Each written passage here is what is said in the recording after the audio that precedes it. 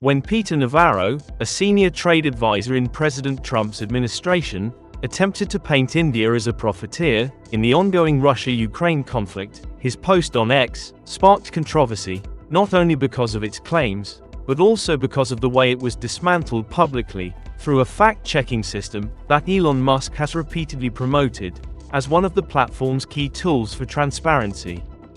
Navarro accused India of profiteering from the war by purchasing discounted Russian oil and reselling refined products abroad.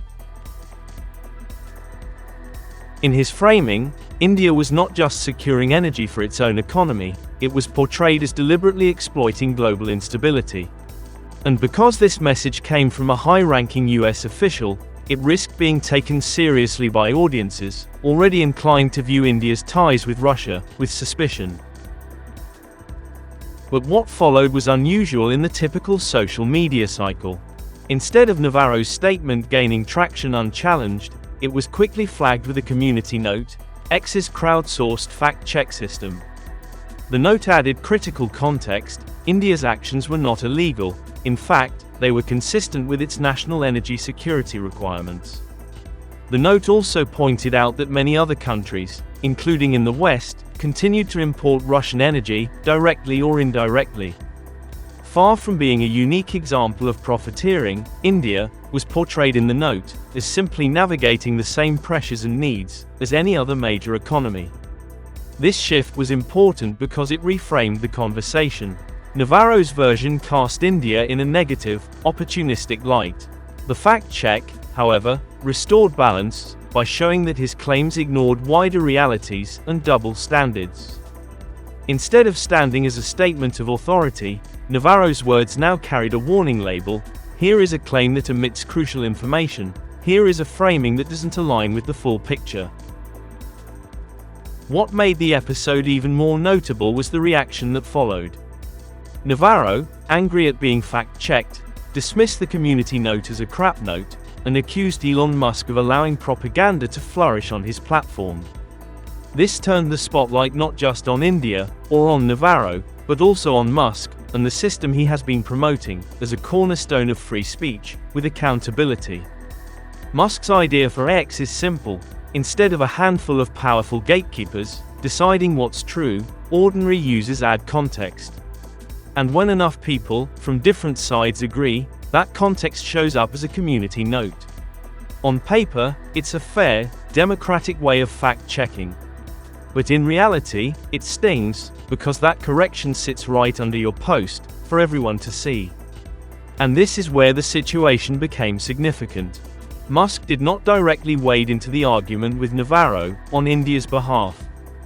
He did not tweet that India was right, or that Navarro was wrong. Instead, he reaffirmed the principle: community notes apply universally, to everyone, without exception.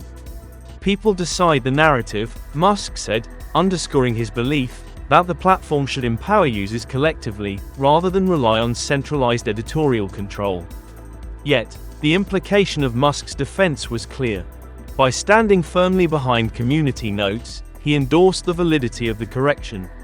Since the correction itself defended India against accusations of profiteering, Musk's stance effectively aligned with India's side of the argument. He did not craft the rebuttal himself, but he legitimized it by emphasizing that the system is fair, impartial, and the best tool for truth. In other words, while Musk's defense was of the process, the outcome of that defense was the reinforcement of a pro-India narrative and the invalidation of Navarro's claims. This incident shows how social media platforms can shift the balance of narratives in geopolitics. A decade ago, a comment from someone like Navarro might have circulated without challenge, framed as expert analysis. Today, with systems like community notes, fact checks can appear in real time, visible to anyone scrolling past the post. Second, it highlights the growing role of Elon Musk, not just as a business magnate, but as a gatekeeper of discourse. Whether intentionally or not, his decisions about how the platform operates, and his public defense of those mechanisms, carry consequences that ripple far beyond Silicon Valley. And third, it demonstrates the sensitivity of India's position in the Russia-Ukraine conflict, where even the perception of profiteering can become a flashpoint in international debate. For India, this episode was a rare case of receiving indirect defense from an unexpected quarter. Musk is not a policymaker, nor is he a diplomat.